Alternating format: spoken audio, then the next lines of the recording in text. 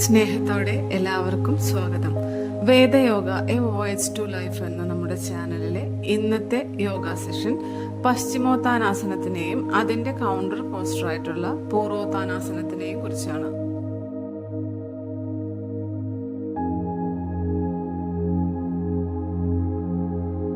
ശ്വാസം എടുത്ത് കൈകൾ രണ്ടും മുകളിലേക്ക് ഉയർത്തി നന്നായി സ്ട്രെച്ച് ചെയ്യുന്നു.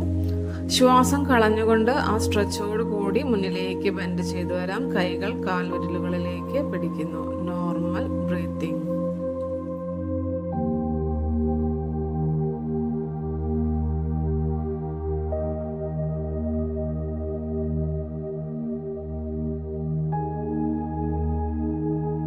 ശ്വാസം എടുത്തുകൊണ്ട് നട്ടലിനെ വളയ്ക്കാതെ മുകളിലേക്ക് ഉയരുന്നു. ശ്വാസം കളഞ്ഞുകൊണ്ട് കൈകൾ രണ്ടും പുറകിലേക്ക് വെക്കാം. ശ്വാസം എടുത്തുകൊണ്ട് അരക്കെട്ടിനെ മുകളിലേക്ക് ഉയർത്താം.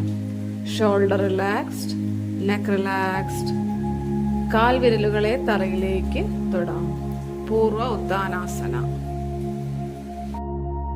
ശ്വാസം കളഞ്ഞ് താഴേക്ക് ഇരിക്കുന്നു. വീണ്ടും ആവർത്തിക്കാം. കുറഞ്ഞത് ഒരു 3 തവണ ചെയ്തതിന് ശേഷം വിശ്രമിക്കാം.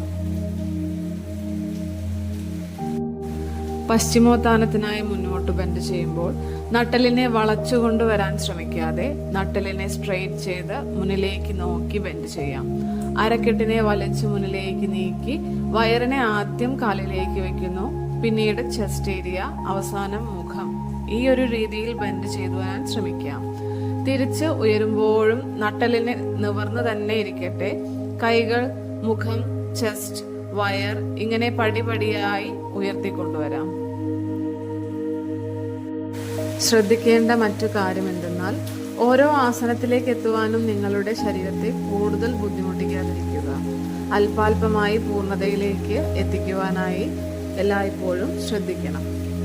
ഓരോ ആസനത്തിലേക്കും പോകുന്ന രീതിയെ അനുസരിച്ച് തന്നെ തിരിച്ച് പൂർവ്വസ്ഥിതിയിലേക്ക് വരേണ്ടതാണ്. ഇങ്ങനെ ഓരോ ആസനത്തെയും ചാക്രികമാക്കി കൊണ്ടുവരാൻ ശ്രമിക്കുക.